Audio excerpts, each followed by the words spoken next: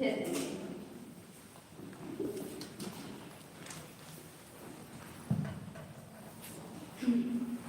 जोडायचे.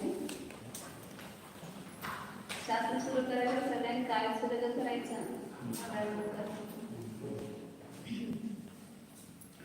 सिद्धं सुद्धं परमियं जिह्वरणे विचन्द्रमकरन्दं गुणरयनभूषणोदयं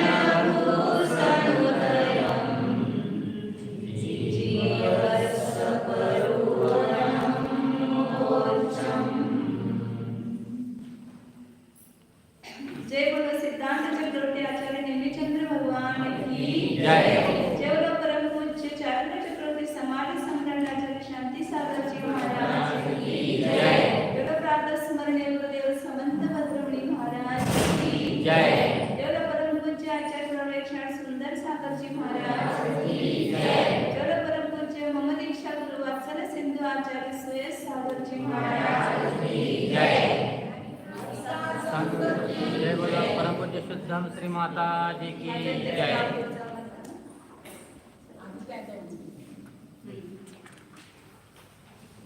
आपण पाहिलं होतं ग्रंथाच्या प्रारंभी ग्रंथकार 6 गोष्टींचा उल्लेख करून मग शास्त्राला सुरुवात केली। कोणत्या 6 गोष्टी सांगितल्या होत्या?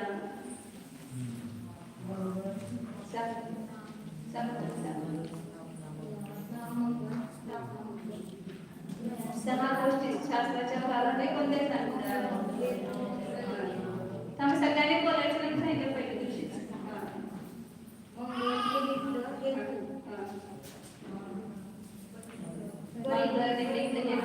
परिमाण, नाम आणि शेवटचं कर्ता. तर काल आपण पाहिलं होतं की निमित्त म्हणजे काय, की ज्याच्यासाठी शास्त्राची रचना केली. सगळ्या जीवांना जीवाच्या तत्वांचं ज्ञान व्हावं म्हणून शास्त्राची रचना. सगळे भव्य जीव निमित्त आहे शास्त्र रचनेमध्ये.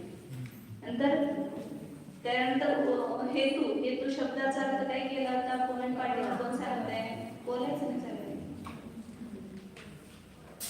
उघडून बघताय ना. हेतू शब्दात काय सांगितलं अर्थ? फळ. हेतू म्हणजे फळ. त्या फळाचे किती भेद केले होते? सगळ्यांकडून बसून कोणी उत्तर द्यायचं नाही. तुम्ही सांगा. फळीची मुलगी त्यांनी काय सांगितलं? प्रत्यक्ष आणि परोक्ष हे 2 भेद केले. कशाचे? हेतूचे. प्रत्यक्षाचे कोणा किती भेद केले? तुमच्या जवळ बसले तर साक्षात प्रत्यक्ष आणि परंपरा प्रत्यक्ष. साक्षात प्रत्यक्ष फल कोणतं सांगितलं होतं? सोनल होते का? सांगा.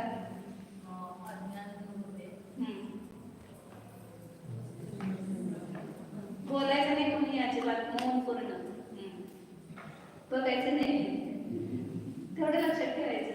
सोपं असते. शिकत असतानाच लक्षात ठेवायचं. त्याद्वारे धारणा करायचं ज्ञान. फक्त ऐकायचं नाही कानाने, त्याची धारणा बसवायची. म्हणजे चांगलं लक्षात ठेवायचं. त्याला पाठवून जाते आपल्याला. कोण सांगताय? नाही तुम्ही सांगा.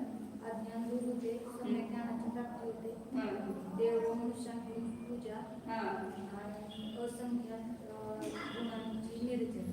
असंख्यात गुणी कर्मांची निर्जरा.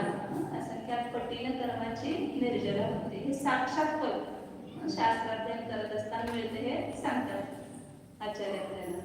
नंतर दुसरं परंपरा प्रत्यक्ष. फळ काय सांगितलं होतं? गावी सांगितलं तुम्ही. शिष्य आणि प्रतिशिष्याकडून पूजा केली जाते. पूजा आदर सत्कार प्राप्त होतो. त्यानंतर परोक्ष हे तुझे किती भेद केले? पाठीमुख. सगळे ज्याला बोला म्हणतो ना त्याला बोलायचं, आणि मोर राहा म्हणतो त्याला मोर राहायचं. उत्तर द्यायचे बोलायचं, पटापट उत्तर द्यायचे. तुम्ही सांगा राजश्री. अभ्युदय सुख आणि निश्रेयस सुख हे दोन काय सांगितले? परोक्ष फळ सांगितले. अभ्युदय फळ काय सांगितलं? हा सांगा सांगा की तुम्हीच की तुम्हीच हा राजा चक्रवर्ती मंडळी इत्यादीचं सुख प्राप्त होतं. आणि निश्चय सुख म्हणजे मोक्ष सुख, सिद्धांत सुख हे प्राप्त होतं. मग आपल्याला म्हणजे बघा शास्त्र अध्ययनानं कुठं नेऊन पोहोचवलं? आपल्याला मोक्षाला नेऊन पोहोचवलं ना. म्हणजे मोक्षाची पहिली भूमिका आहे, पहिली सम्यक दर्शन आहे चढल्यानंतर.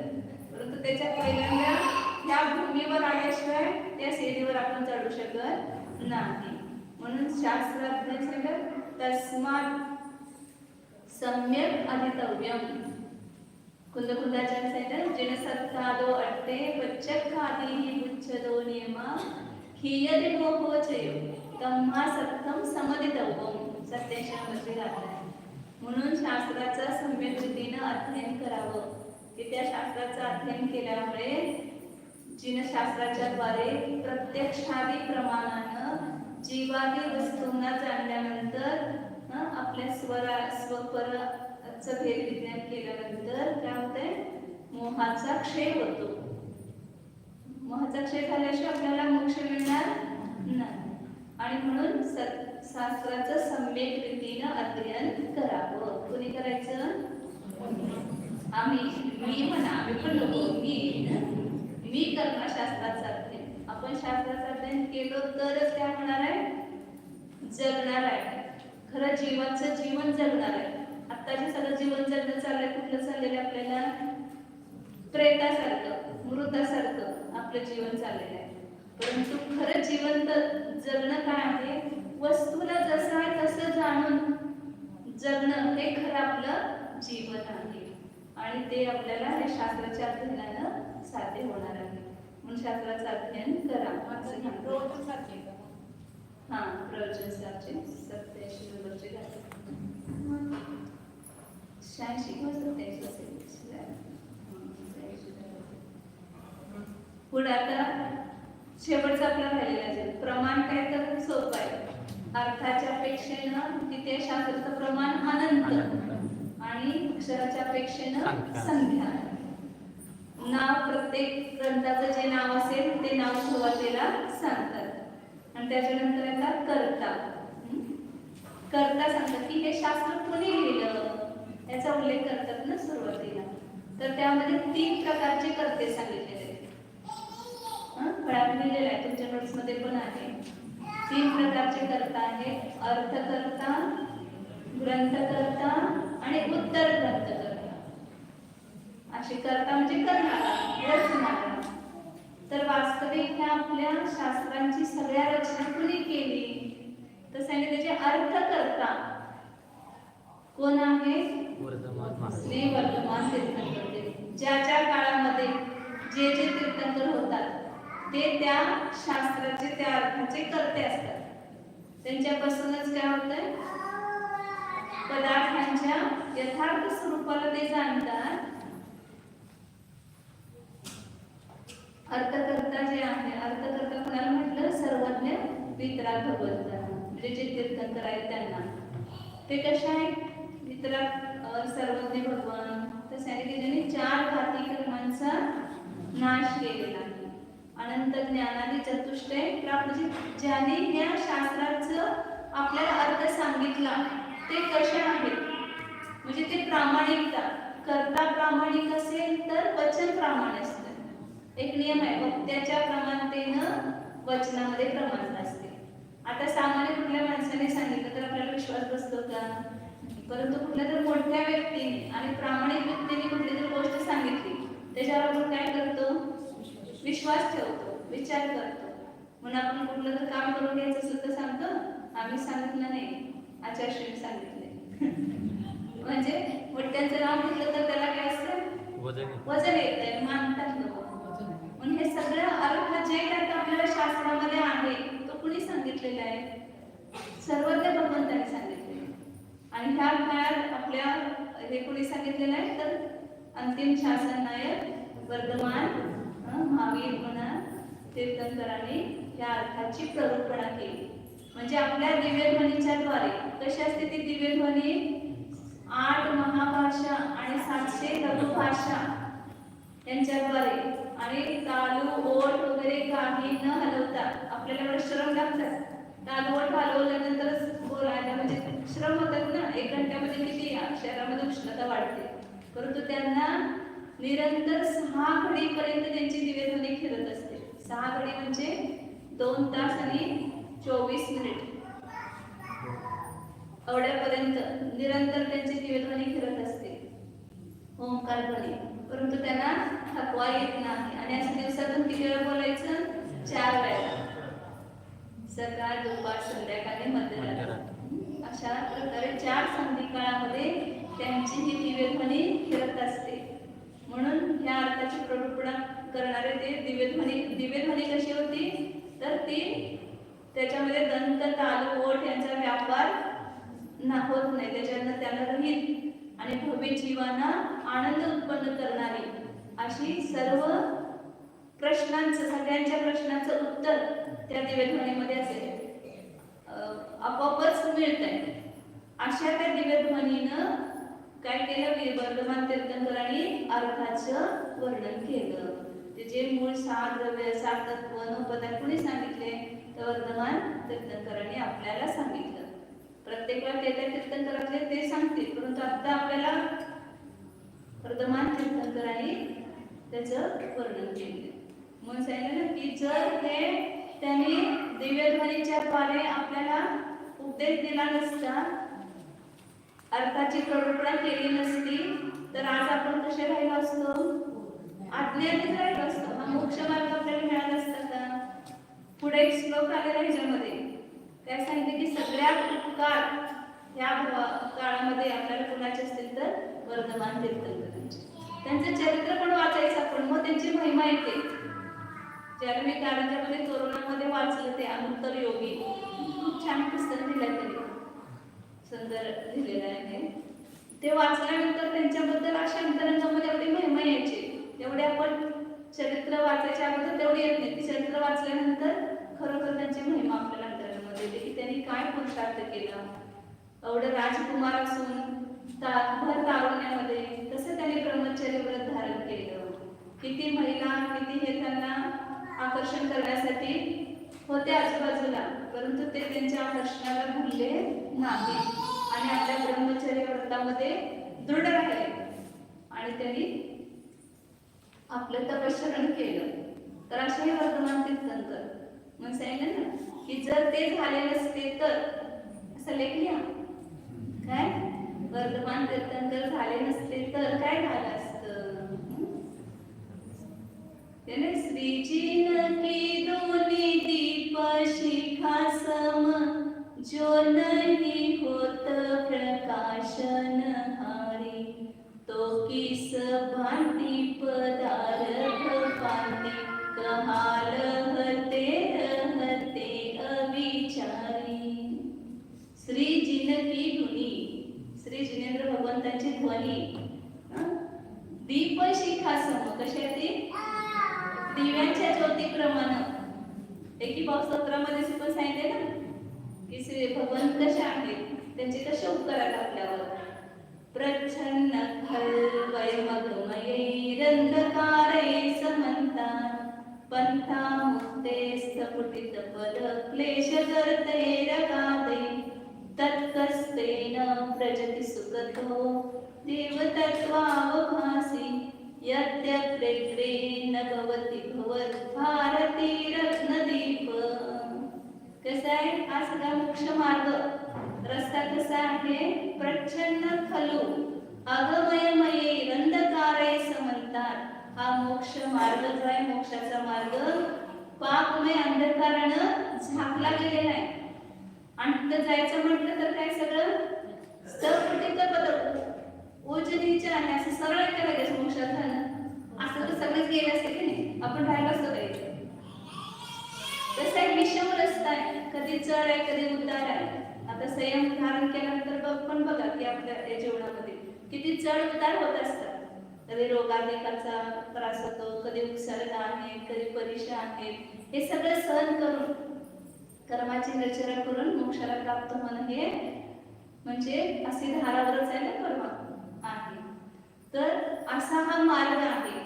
मग त्या मार्गावरून सुखानं आज जीव जातात भावेचे. कशामुळे जातात? जर आपली आणि कसे अंधकारानं झाकलेला आहे तो रस्ता, कशाने झाकलेला आहे? पापमय अंधारानं झाकला गेलेला आहे.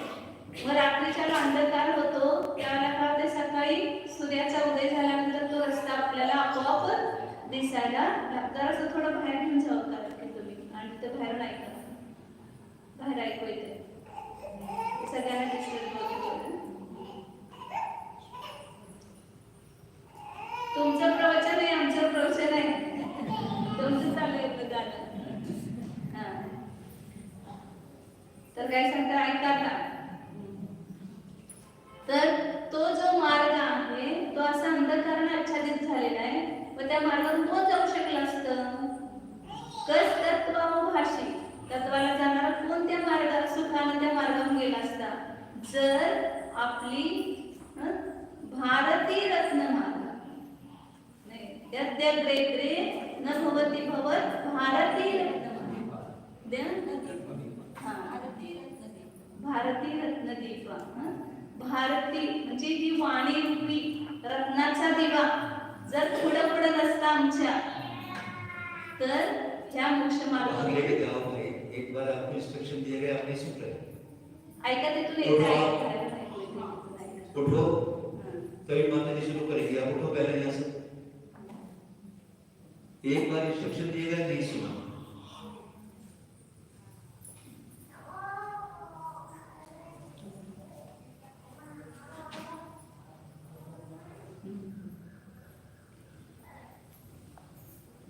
तर कोण या मार्गावर गेला म्हणजे त्यांचे आपल्यावर किती उपकार आहेत. पुढे पण त्यांनी सांगितलेलं आहे श्लोक अभिमत फल सिद्धे रव्युपाय सुबोध प्रभवतीच शास्त्रा तस्य चोत्पत्ती राप्तात इति भवति सपूज्य तत्प्रसादात् प्रबुद्धे नहि कृतमुपकारं साधवो.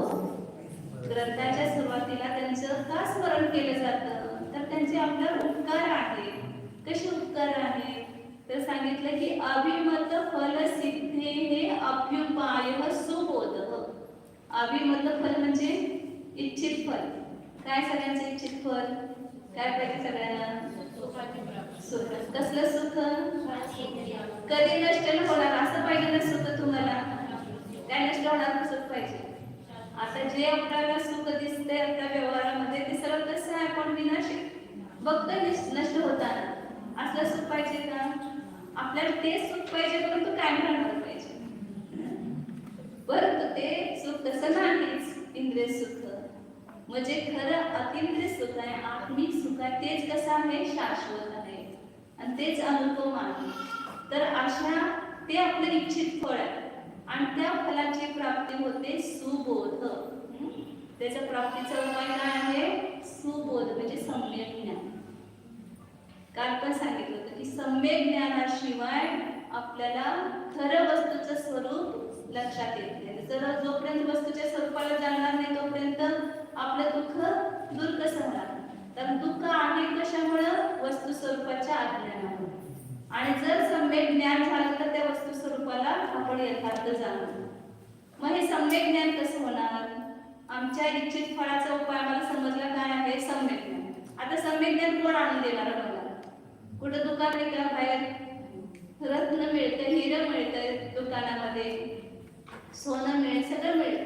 परंतु सम्यक ज्ञान मंदिर गुरु देतात की नाही? ते पण काय करतात? त्याचा मार्ग दाखवू शकतात परंतु प्राप्त कोण करून देणार? मग तरी पण त्या सम्यक ज्ञानाच्या प्राप्तीचं उत्पत्ती कशाने होते? त्याचं निमित्त कारण पण कोण आहे? शास्त्र आहे. शास्त्राच्या द्वारे आपल्याला वस्तूचे यथार्थ स्वरूप समजून सम्यक ज्ञानाची प्राप्ती होऊ शकते. मग ते शास्त्र कसं उत्पन्न होणार? कुठून येणार हे शास्त्र? कुणापासून आलं?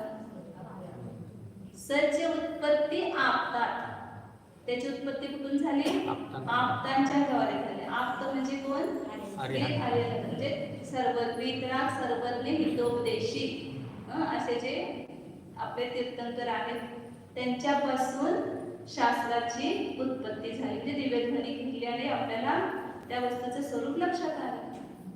म्हणून ते काय आहे पूज्य. कोण सगळ्यात मूळ पूज्य कोण झालं, कुठून आलं सगळं, आप्त म्हणजे अरविंद भगवान. त्यांच्यापासून शास्त्राची उत्पत्ती झाली. त्या शास्त्राचा अध्ययन केल्यामुळे आम्हाला सम्यक ज्ञानाची प्राप्ती झाली आणि सम्यक ज्ञानाची प्राप्ती झाल्यामुळे आम्हाला इच्छित फळ मिळालं. आम्हाला म्हणजे जे जे आज मोक्षाला गेले त्यांना सगळ्यांना इच्छित फळ मिळालं की नाही. मग आम्हाला कधी मिळणार, त्यांना मिळाला मोक्ष, आम्हाला काय झालं.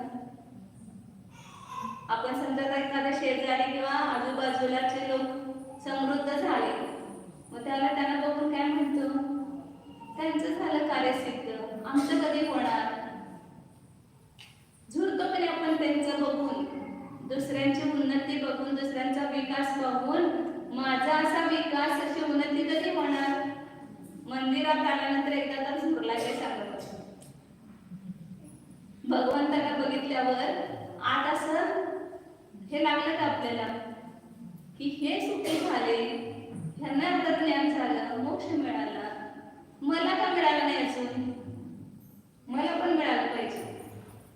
ही तर ईर्ष्या करायची भगवंतांच्यावर की तुम्हाला मिळालं, मला का मिळालं नाही. मग तुम्ही तो उपाय केला म्हणून तुम्हाला ते प्राप्त झालं. मग मला पण काय करावं लागेल, तुमच्यासारखा तो उपाय करावा लागेल. म्हणून सगळ्याचं मूळ आप्त आहे आणि त्यांचे आपल्यावर अनंत उपकार आहेत. ते जर त्यांनी जर स्वतःचं कल्याण करून उपदेश केला नसता तर आपलं कल्याण होऊ शकलं नसतं.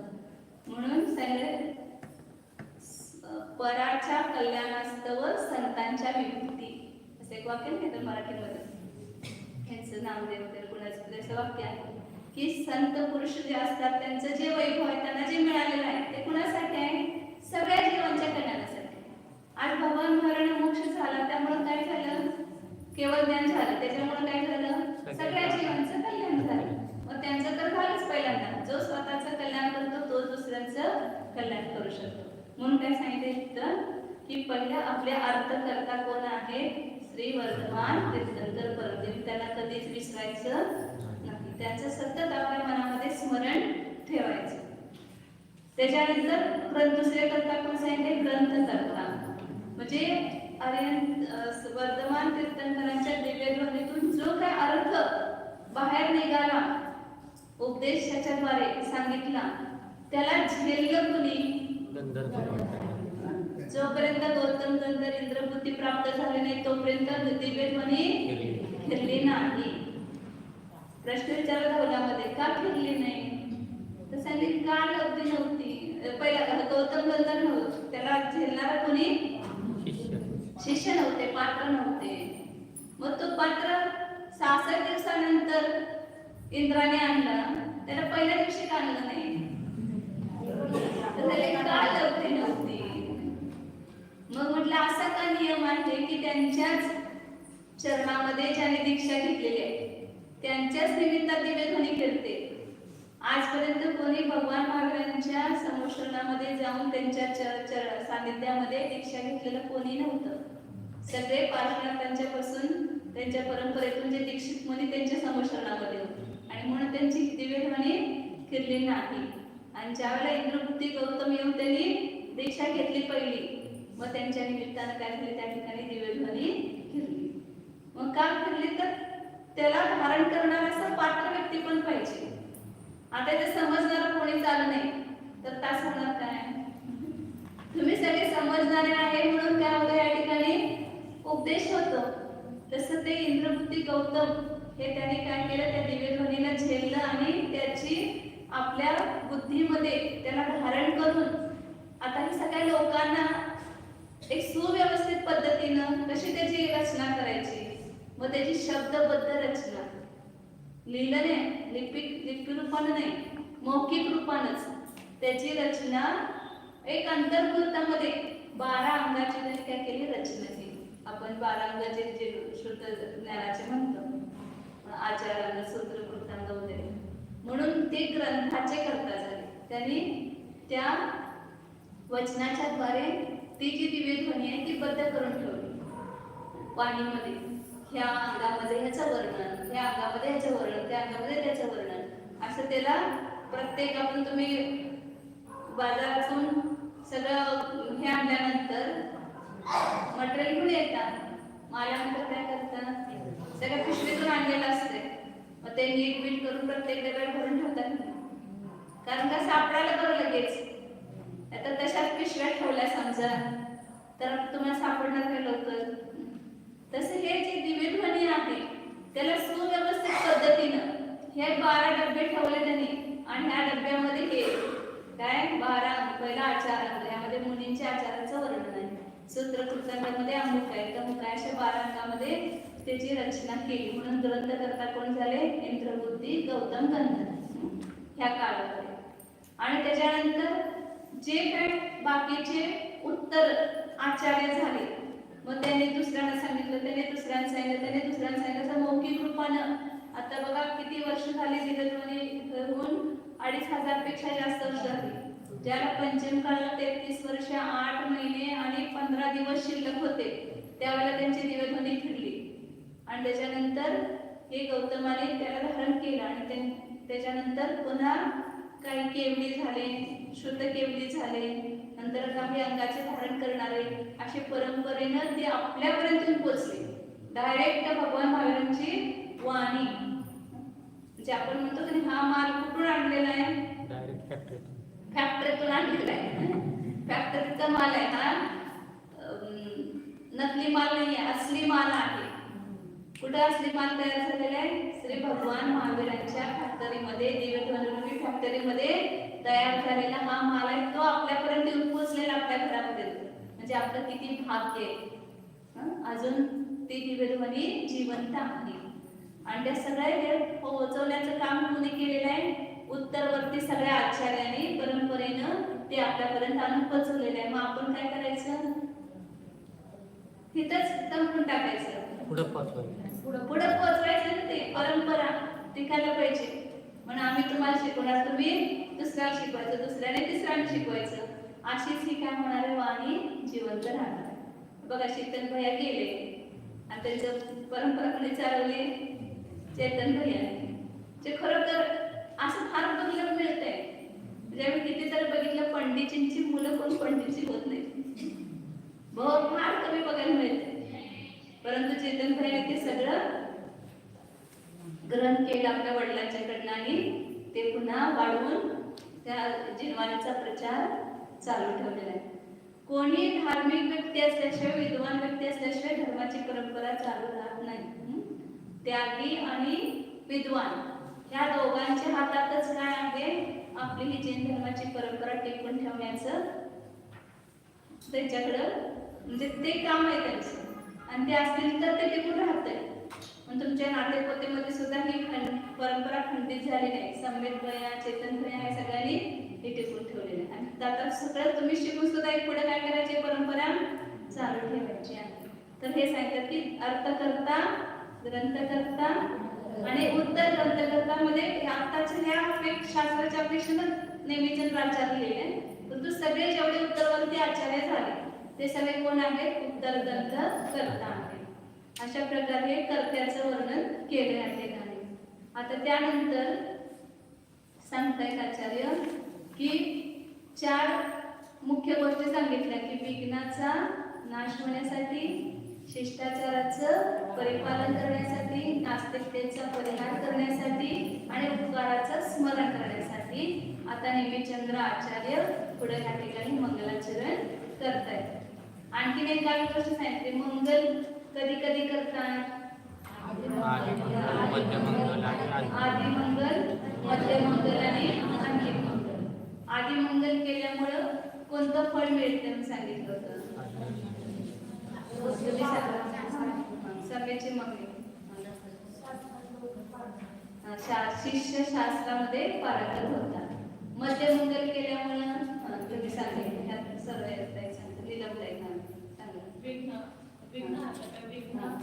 ग्रंथामध्ये कोणते विघ्न येत नाही, विघ्न विद्येची समाप्ती होते, पूर्णता होते. आणि अंतिम मंगल केल्यामुळं विद्या मागचं फळ मिळतं, विद्येचं फळ मिळतं हे सांगितलं. आता इथं आदी मंगल करतात. हे कोणतं मंगल आहे? आदी मंगल. आता एकदा आणि एकदा मंगलाचरण म्हणून त्याचा अर्थ आपण करूया. मंगलाचरणाचे सिद्धं सुद्धं पणमियं जिनेन्द्रवरनेमि चन्द्रमकरं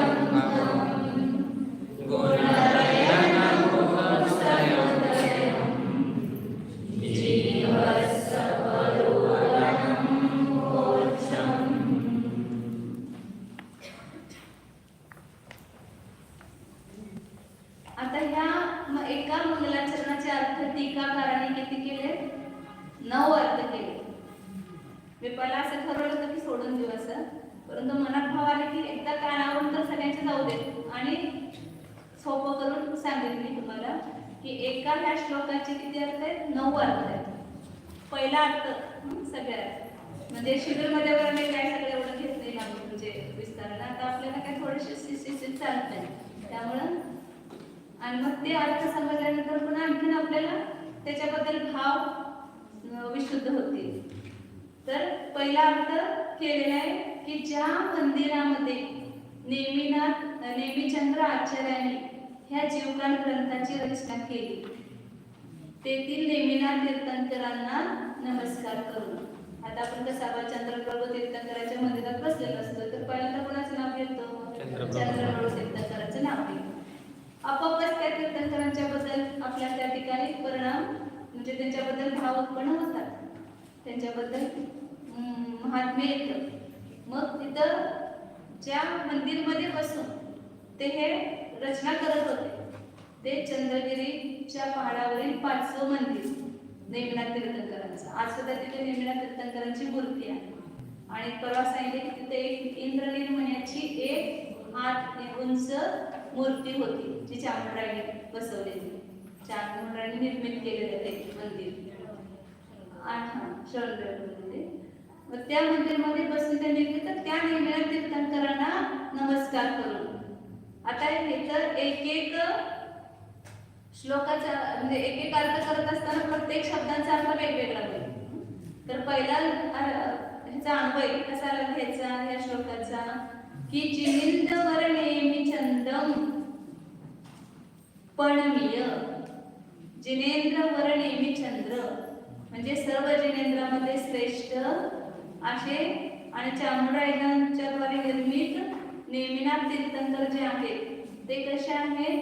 त्यांची प्रतिमा, त्यांचं जिनबिंब, त्या नेमिनाथ तीर्थंकराचं ते जिनबिंबच म्हटलं जाते ना, ते कसं आहे? चंद्राप्रमाणे नेहमी चंद्र आहे ते नेमिनाथ तीर्थंकर. त्यांना नमस्कार करून मी काय करतो? जीवाचं प्ररूपण सांगतो. प्रतिज्ञा 2 ह्याच्यामध्ये केलेलं आहे. एक मंगलाचरण केलेलं आहे आणि दुसरं प्रतिज्ञा केलेली आहे. मंगलाचरण नमस्कार केलेला आहे. कोणाला नमस्कार केला? पहिल्यांदा काय तर नेमिनाथ तीर्थंकरांच्या प्रतिमेला, तिथं जिनबिंबाला नमस्कार करून मी काय करतो? जीवाची प्ररूपणा, जीवस्य परुवण वचन, जीवाची प्ररूपणा सांगतो. मग ती बाकीची सगळी विशेषण जीवाच्या प्ररूपणेची लावली. जीवस्य परुवण कसं आहे ते जीवाचं प्ररूपण? तर पहिलं विशेषण केलेलं आहे सिद्धम, म्हणजे मी जे काय आता वर्णन करणार आहे जीवाचं ते माझ्या मनाने करणार नाही. जे सिद्ध आहे, प्रसिद्ध आहे, पूर्वाचार्यांच्या परंपरेने आलेलं. आता सांगितलं वर्धमान तीर्थंकरांनी सांगितलं, मग इंद्रबुद्धीने सांगितलं, मग त्याच्यानंतर उत्तरवर्ती आचार्याने सांगितल्यानंतर जे मला प्राप्त झालेलं आहे.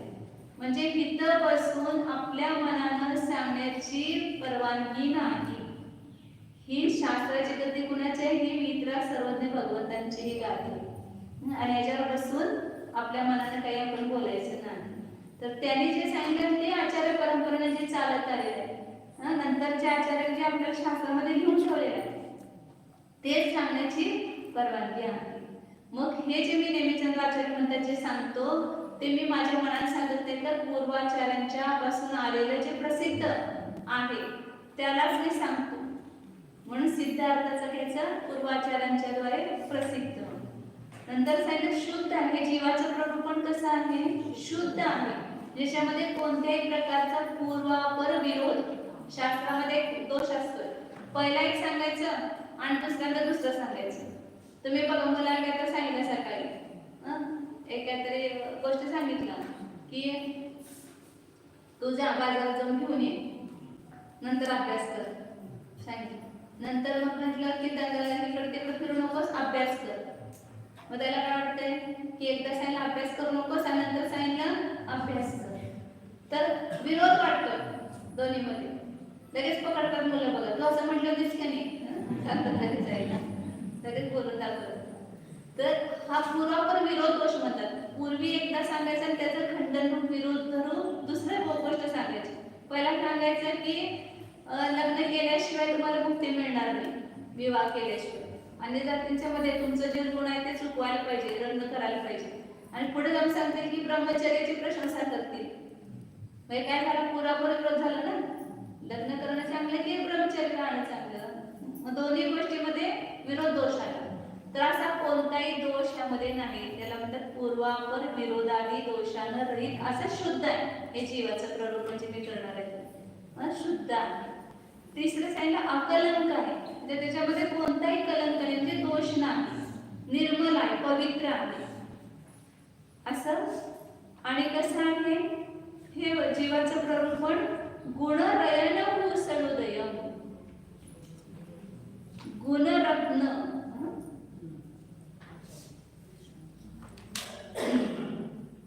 म्हणजे हा जीव प्ररूपणा, जीवकांड ग्रंथाची उत्पत्ती कुणामुळे झाली? आता सांगितलं पहिल्यांदा चामंडराय.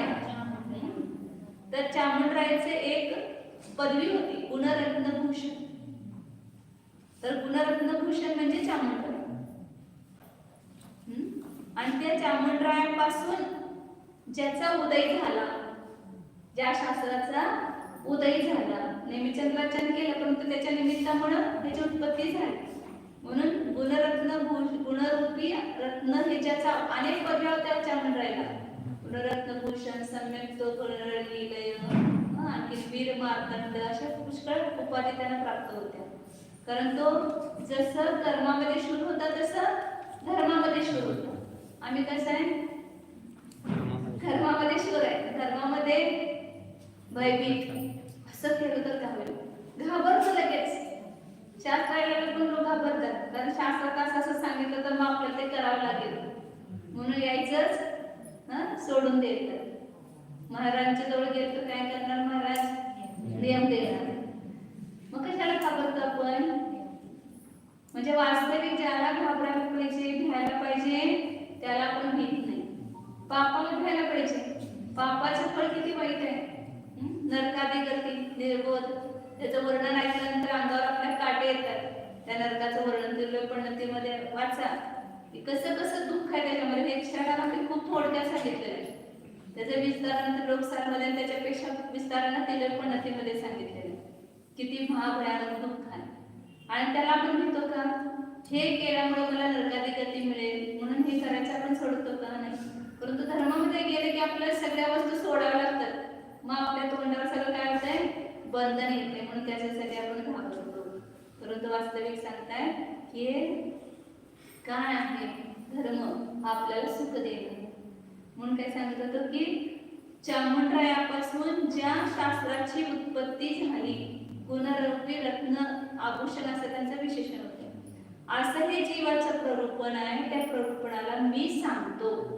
अन्वय काय झाला की मी जिनेंद्र नेमिनाथ तीर्थंकरांच्या जिनबिंबाला नमस्कार करून जे पूर्वापर प्रसिद्ध सगळ्या विरोधादी दोषांना रहित निर्मल आणि चामंडरायापासून ज्याची उत्पत्ती झाली अशा जीवाच्या प्रवृत्तीला मी सांगतो.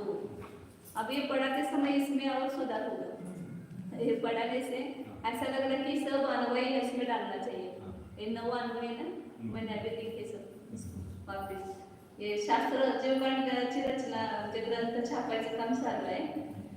मग ते तुम्हाला फार असतं म्हणजे चांगलं झालं असतं. परंतु असं पण चांगलं म्हणजे तुम्हाला शिकवल्यामुळे आणखी काहीतरी याच्यामध्ये ऍड व्हायचं आणि तुमचं पूर्ण शिकून होईपर्यंत तुमच्या हातात येईल हे पुस्तक.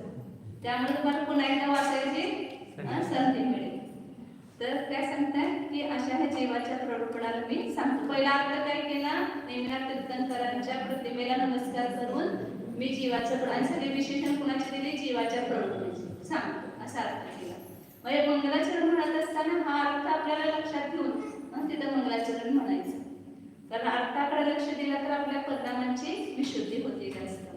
दुसरा अर्थ केलायचा की तर साक्षात जे नेमिनाथ तीर्थंकर आहेत, जे 22 तीर्थंकर होऊन गेले, ज्यांची ही जिनबिंब आहे, त्या नेमिनाथ तीर्थंकरांनाच डायरेक्ट नमस्कार केले.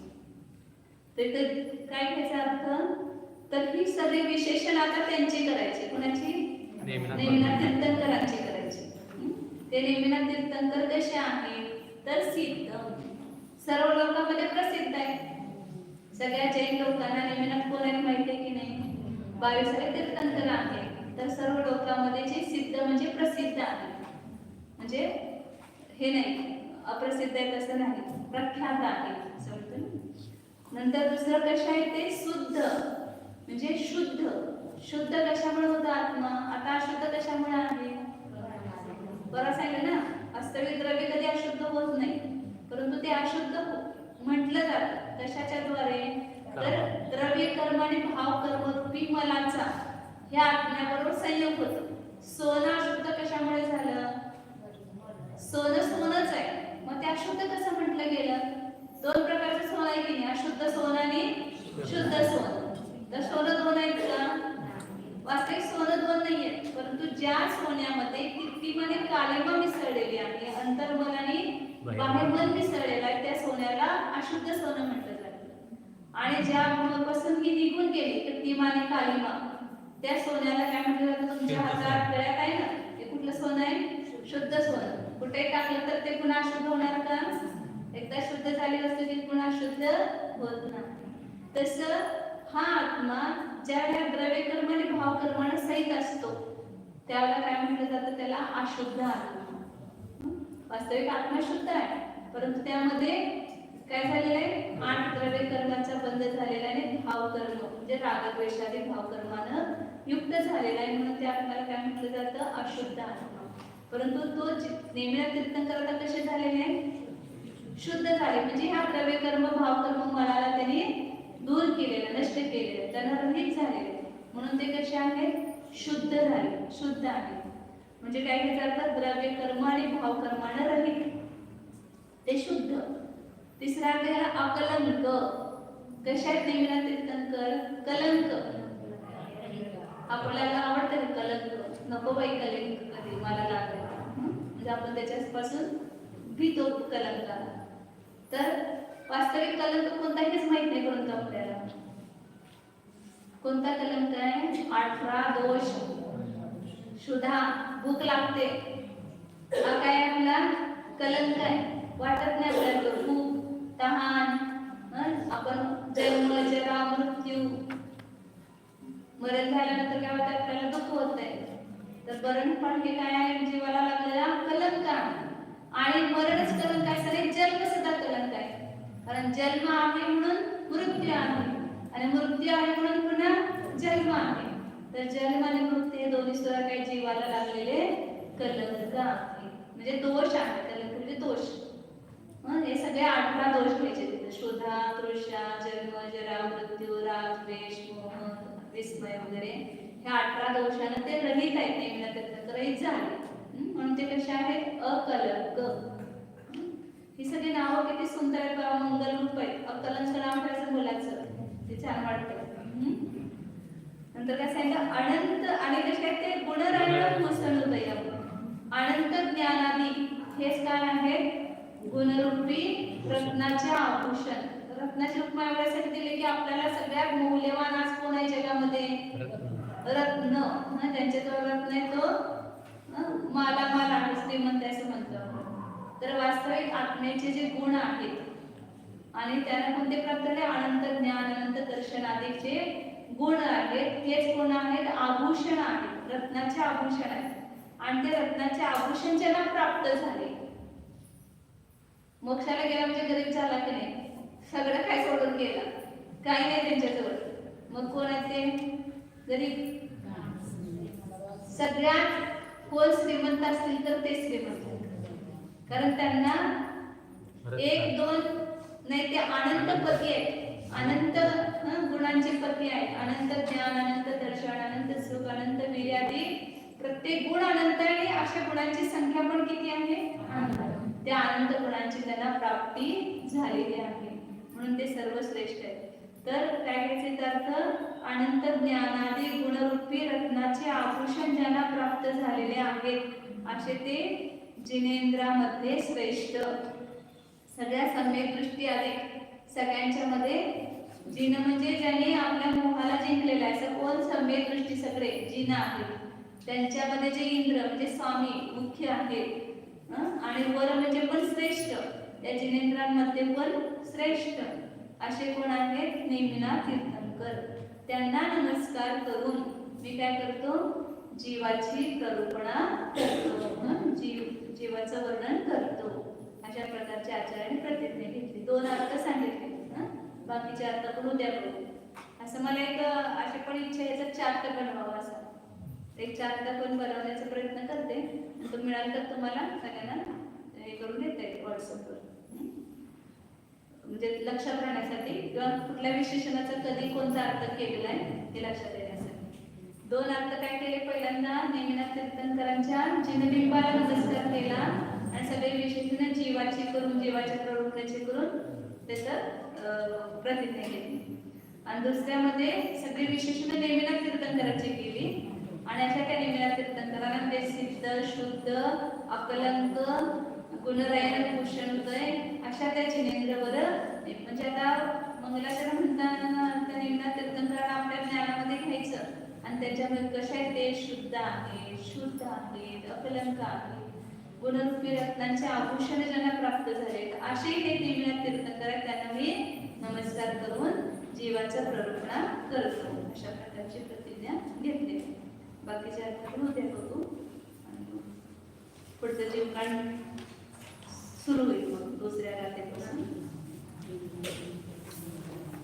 ओम, डोळे बंद करा. लवकर आपला उपयोग आतमध्ये घेऊन जा. सामान कुठं पडून जाणार नाही, सामान आहे ते तेच राहणार आहे. आपला उपयोग मात्र लवकर आपल्याला सापडणार नाही, म्हणून त्या उपयोगाला आपल्या वस्तूमध्ये घेऊन जा. तू आता जाण, उपयोगाला आज्ञा करा. हे उपयोग तू एकाग्र होऊन या माझ्या निजध्रुव शुद्ध आत्म्याला जाण. तू ज्याच्यापासून उत्पन्न झालास ती वस्तू कोण आहे त्याला तर जाण पहिला, त्याची तर जाणीव कर. कुठून आला उपयोग, हे आपल्या उपयोग स्वभाविनीच्या आज्ञातूनच हा उपयोग आलेला आहे. तर त्या मूल स्रोतापर्यंत जाऊन पोहोचा. आपल्या उपयोगाचे स्रोत आपला निज आत्मा आहे. आणि कुठं आहे तो, इथेच आहे, जवळच आहे, या शरीरामध्ये आहे. पूर्ण शरीरामध्ये पहा एकदा ज्ञानाच्या द्वारे, आणि स्वानुभव प्रत्यक्षाने अनुभवण्याचा प्रयत्न करा. हा पूर्ण जो शरीर मात्र असूनही शरीरापासून भिन्न असा स्वानुभवाच्या द्वारे जाणण्यायोग्य हा मी ज्ञान दर्शन लक्षणवाला जीव आहे. जे जे यामध्ये ज्ञान आहे ते मी आहे. माझे पूर्ण शरीर ज्ञानमय आहे. मी ज्ञानाचा घनपिंड आहे. पहाचे स्वतःला, करा, प्रयोग करा. शुद्ध चैतन्य सत्ता स्वरूप ज्ञानानंद स्वरूप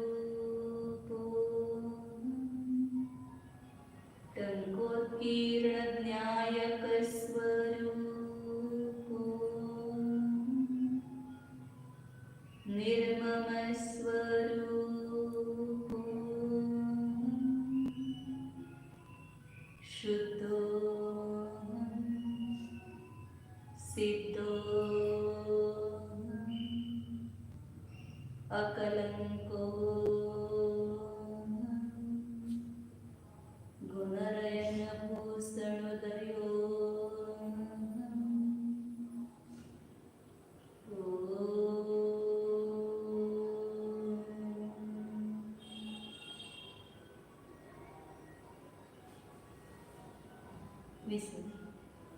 नमो